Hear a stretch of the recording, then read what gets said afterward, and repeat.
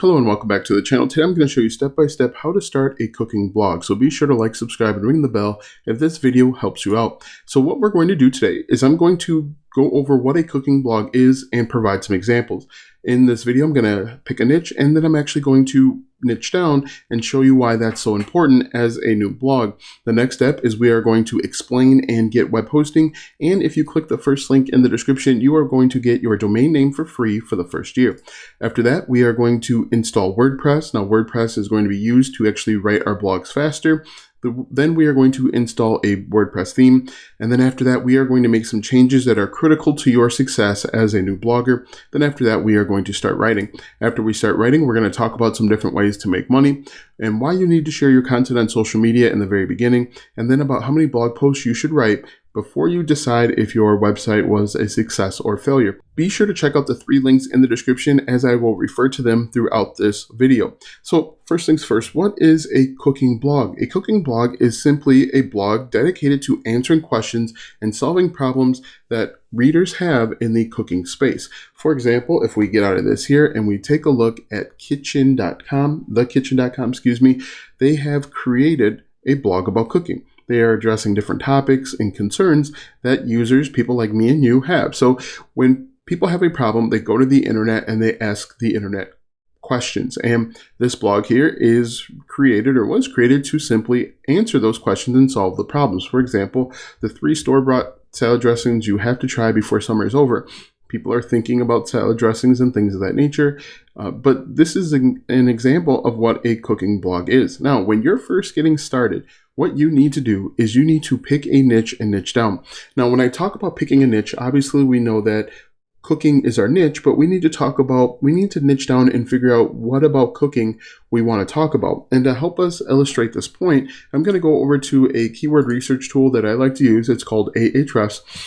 And what we're going to do is we're just going to type in cooking. And what we're going to see here is we're going to see the cooking niche is very difficult. Now, this keyword difficulty is on a scale between 0 and 100. The closer to 100, the more difficult it is. Now, as you can see, 92, it doesn't get too much harder than this. But what if we talked about different types of cooking, maybe Asian or Thai cooking or, barbecue? That's going to be less competitive, but it's probably still going to be fairly competitive.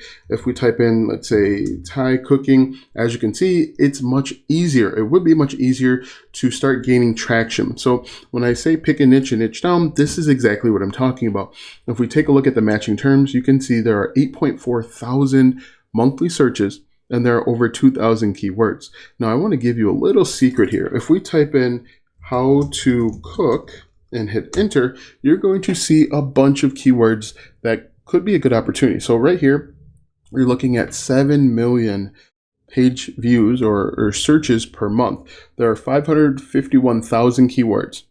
What we could do is we could change this keyword difficulty to 5 or less, and you're going to see there is a bunch of opportunity if you want to teach people how to cook. For example, how to cook barley. That has 6,000 searches per month. How long to cook pork roast in oven at 375. You're basically going to create content to help solve this problem, and then you could potentially make money in a few different ways. So if you do this, there is a lot of opportunity. There's over 5,000 keywords, 278,000 monthly searches. If you just search how to cook and you teach people how to cook step by step each one of these things. So if we jump back over to our slide deck here, you're going to see that we picked a niche and then we niche down. We talked about the importance of it. The next step is to get web hosting. Now, you need web hosting because your website is a collection of files and you are going to rent hard drive space called a server from a web hosting company. So what you're going to do is you're going to click that first link in the description and you are going to rent hard drive space for as little as $3.95 per month. And your website will be available for the world to see and read. And if you click that first link in the description, you can get a domain name for free for the first year. So what we're going to do now is I'm going to actually show you step by step when you click that first link, how to go through the process of buying web hosting and getting a domain name. Believe me, it takes less than 5 minutes to get up and running. It's really easy, and I'm going to show you that right now. When you click that link, you'll be taken to this website where you'll go ahead and click Get Started.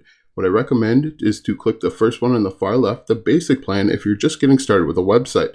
As you can see, there are a number of options, but click that, click Select, and then move on. Here you're going to create a domain name. If you have one in mind, you can type it in here like you see that I do. what I recommend is try and find a domain name that's going to be related to your niche. Now, what I do is I type in a domain name that I know is already taken. When it's taken, you're going to get this error. What you can then do is go back and try different domains. Now, make sure, again, you want to pick one that's related to your niche. Click Next, and then you're going to see a green box that says that it's approved. The next step is simply to go through and enter in your contact information. Make sure that when you scroll down here, make sure that you leave all of the settings on. But again, enter in your contact information, the settings right here where it says domain privacy, leave all of this checked. If you don't leave it checked, you're going to get people reaching out to you, spamming you, emailing you, trying to get you to sign up for web hosting. So what I'm going to do is I'm going to go ahead and sign up and then jump back to you once I sign on and move to the next step. All right, so I've signed up and I'm going to go ahead and set up my website initially. Just create a simple username and password, make sure it meets the requirements there, and then move on. Make sure that you write it down too. Write it down in a safe spot so that you have it and you remember it, because it can be a pain to go ahead and get everything back. You're going to have to enter in like some vital information, but just make sure that you write it down. It's really easy and really simple. Now, one thing that I do want to note is that this part is not sped up at all. This is actual real time, and you can see that you'll go from absolutely nothing to a complete website in less than probably 10 minutes. And once you click submit, you're going to move on to the next step where you get to log in. Here is where you're actually going to start creating your WordPress website. Now, the great thing is Bluehost really does everything for you, and it's really simple. So again, I'm not speeding this up at all, and I want you to see what it really takes to create a website. Bluehost is going to do a little bit of work in the background for you, and we're just going to actually click on skip this step. This one, first one I clicked on start a blog, but for the next step, just click skip, because we know what we're doing, and I'm actually going to tell you what to do so that we can get up and running. Click get started right here on the left hand side, and then move on. Just click skip here and click skip here. And then just pick the first one on the far left. Make sure that you're picking a free theme, because they'll charge you. They have both free and premium themes, which I'll talk about in just a moment. So right now, it's actually creating your WordPress website. In just a few moments, you're going to click on log in to WordPress on the right-hand side there. You'll see it in just a second. And then we can actually start looking at some basic configurations. All right, so we click log in, and now we actually have a WordPress website. What may need to happen is you may need to click refresh a few times to get it to work, but now we have our website, as you can see. Now what I'm going to do is I'm actually going to log in and delete a few plugins, because right now it has the coming soon. And so if someone tried to get to your website at this moment, it's going to say coming soon to them, even though we can see it. This is what your WordPress website looks like, but for everyone else outside of your network, it's going to say coming soon. So what we're going to do is we're going to go down to plugins eventually, and we're going to delete some of the plugins that we don't need. Now, I talk a little bit about plugins later on, but plugins add additional features and functionality. We are going to deactivate the Bluehost as well as the other plugins that are already activated, and then we can go through and make the necessary changes, which I'll cover in just a moment. So we're going to deactivate them and then delete them. Now, you want to make sure that you only have the plugins that you're using on your website. The more plugins you have, the slower your website's going to respond and function, and you're going to lose out on ranking. So make sure you have a lean setup, very few plugins, and then move on. As you can see right now, I'm just simply deleting some stuff that you don't need. If you want to, you could keep them, but obviously if you're just getting started, you don't need this other stuff. What's more important is the themes that we're going to talk about in just a moment, as well as getting writing. So I'm just going to go ahead and delete those, deactivate them. And then we're actually going to start moving on to settings, which you see right here. All right, so let's go ahead and make some changes that we absolutely have to make so that you can start getting traffic.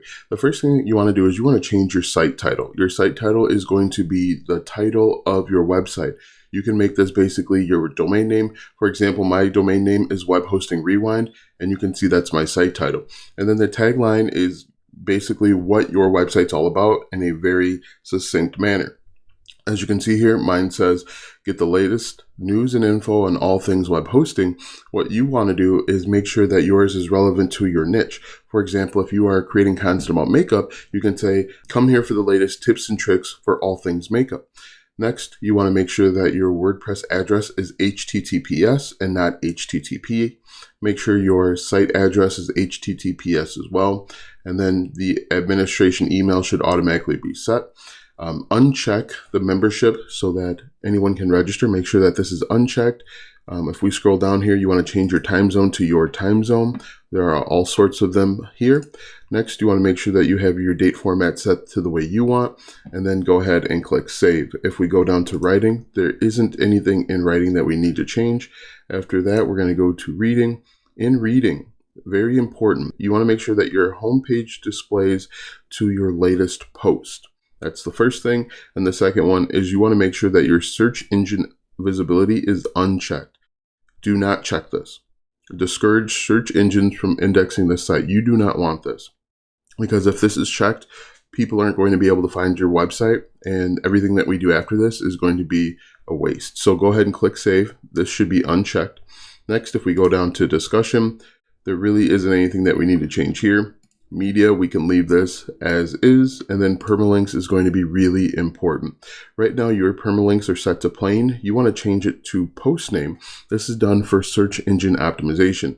What's going to happen is when we create a new blog post, we are going to make it so that it's search engine optimized. We're going to use the keyword in our title, and that keyword is going to show up right here as well. And this is called search engine optimization.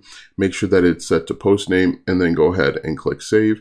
And really, that's everything that you need to do to make sure that you start getting traffic. All right, so as you can see, we installed WordPress. As I mentioned, WordPress is our content management system. We're actually going to write blog posts within WordPress. I'm going to show you how to do that in just a moment. We installed a free WordPress theme. We're going to actually find a better theme in just a moment. And then we made the changes that we absolutely have to make so that we can get discovered by search engines.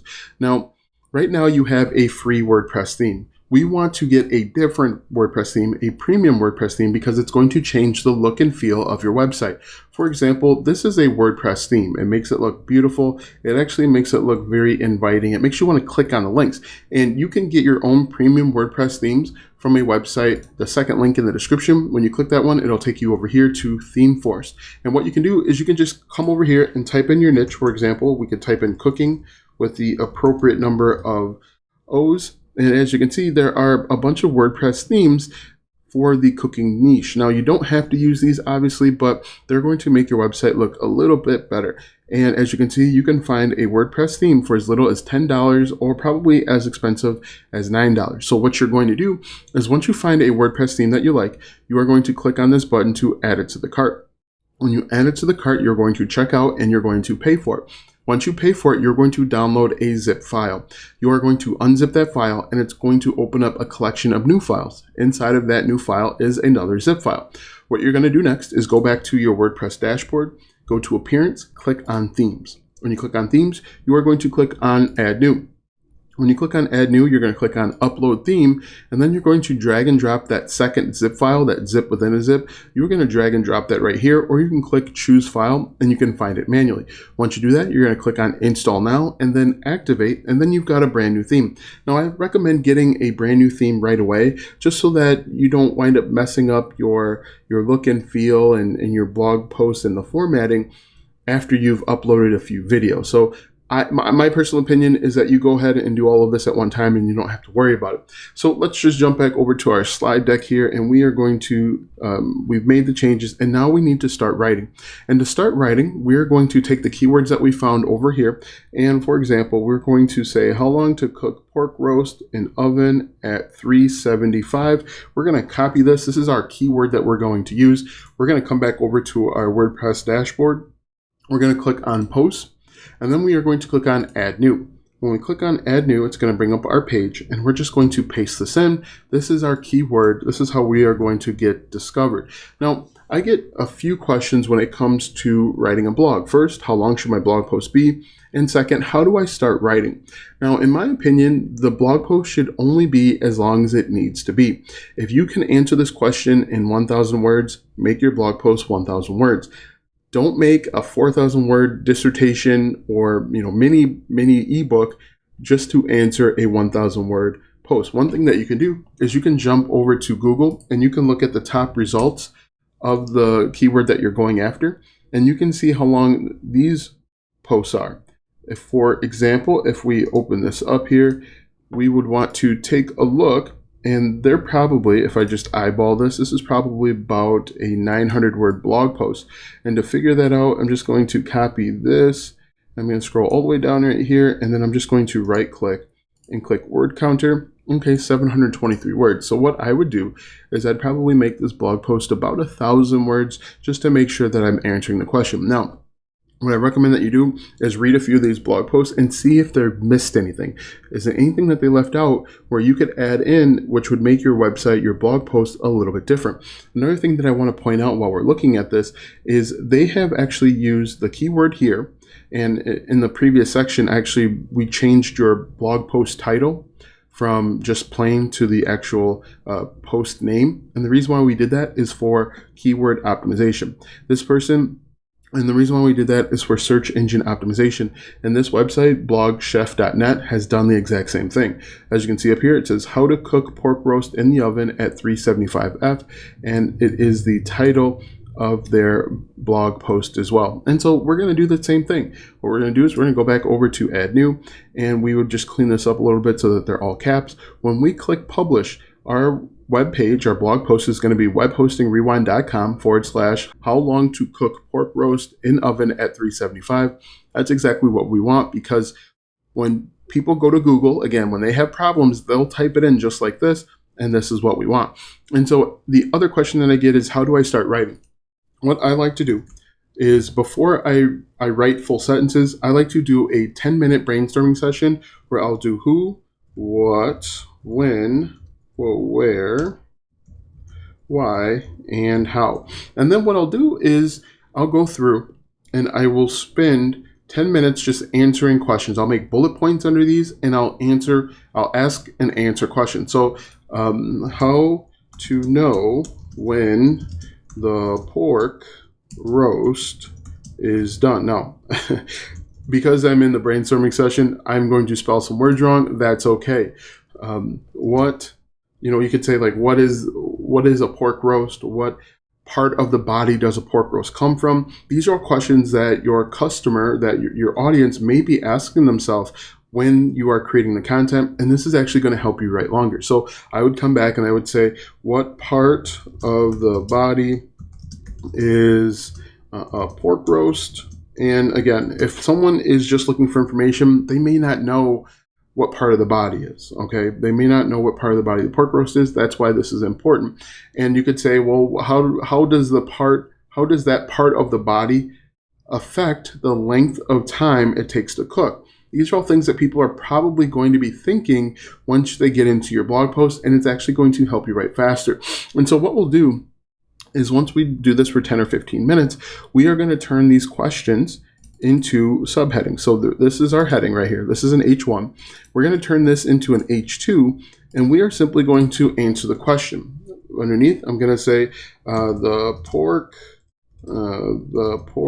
roast is from the X part of the body. Now, I actually don't know what part of the body the pork roast is from, so this could help me out. And what you're going to do is you're just going to go through and you're going to answer these questions and solve the problems that your reader has. And once you're done, you're going to click on publish. And when you click publish, your blog post is going to be alive for the world to read and react to. And let's go ahead and go back over to our slide deck. So now that we've started writing, we need to figure out some ways to make money. Now, the cool thing is there are a number of ways to make money from your blog post. If we jump back over to the websites that we've looked at, this blogchef.net has a number of ads on their account, and this is the first way that you can make money. This right here, the Shop Nike is an ad, this DeVry University is an ad, this video down here is an ad, and then down here at the bottom they have ads as well. And it's an easy way for you to make money. Now, most people will get started with Google AdSense. If we go back over here, Google AdSense is one of the ad networks that will accept just about anybody.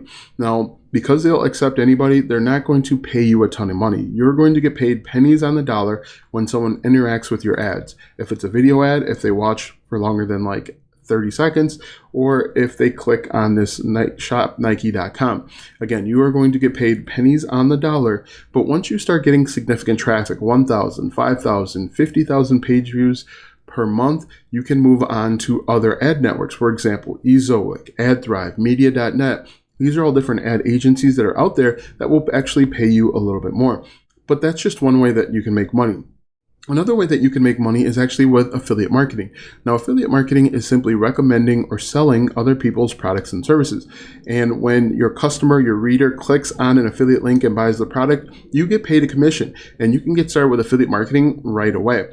And the cool thing is, you can be an affiliate for just about anything. Now, what's very important is that you need to make sure that you are recommending products that are congruent with your audience. For example, if we're looking at how to cook a pork roast, you want to be an affiliate for maybe like a Omaha Steaks if they had an affiliate program, maybe a stand mixer depending on your niche, maybe premium dishware, forks, knives, silverware. There's a lot to do within the cooking niche as long as you stay within the niche. Do not go out and promote basket weaving because your audience, it won't resonate with your audience. So make sure that if you're an affiliate marketer or you're going to be an affiliate marketer, recommend products that are congruent with your niche. Now, if you want to learn more about affiliate marketing, the third link in the description will actually lead you to a free affiliate marketing course where you'll learn more about affiliate marketing step by step. Another way that you can make money is actually selling your own digital and physical products. The cool thing with selling your own digital products is you keep all of the proceeds except for taxes. And creating a digital product can be really easy and really rewarding. What you could do, for example, in the cooking niche, maybe you create an online course where you teach people how to cook their pork roast, or how to cook different meals, how to prepare their meals. This is all different ways that you can make money creating courses, selling digital products. But there are a few other ways to make money as well, but that's outside the scope of this video. So if we jump back over to our slide deck, we've talked about making money. Now the next step is you want to make sure that you are sharing your content on social media. Now the reason why you want to share your content on social media is simply Google's not going to push your content out in the very beginning. They don't trust your blog, and so what they do is they need time to compare your blog to the content that's already out there. So it can take a little while before Google trusts, but to help accelerate that is if you share your content on relevant social media platforms, you can start building an audience faster and you can get Google to trust you. What you can do is you can go out and find relevant Reddit subreddits. You can share it on Facebook groups. You could create your own Facebook group. Instagram, Pinterest is really big for blogging. Twitter, LinkedIn. There's a number of opportunities out there as long as you are finding people that are interested in the cooking space. If you are trying to target people that are interested in outdoors or, chopping wood, that's not going to work. You want to target people that are going to be interested in your space. Now, another question that I always get is how many blog posts should I write before I determine if this is a success or failure? In my opinion, you should write at least 50 blog posts. Now, while that feels like a lot, that's really not that much in the grand scheme of things. For example, if we looked over at the Ahrefs tool, you can see 5,000 keywords, all low volume. And the reason why you want to write 50 is you want to tell Google that you are serious about blogging. Also, it's going to help improve your writing. It's going to help you actually kind of build a domain authority and build a foundation. And it's going to let you know if writing is your thing or not. Now, the cool thing is I recommend that you write every day for 50 days or write every other day once you identify your keywords. And then you can take a step back and look and see what's working, what isn't working, and if you should even do this. Now, again, check out the first 3 links in the description. The first one is to get web hosting. The second one is to get a premium WordPress theme. And the third one is for a free affiliate marketing course. Be sure to like, subscribe, and ring the bell if this video or any other video on the channel helps you out. Thanks for watching, and we'll see you tomorrow.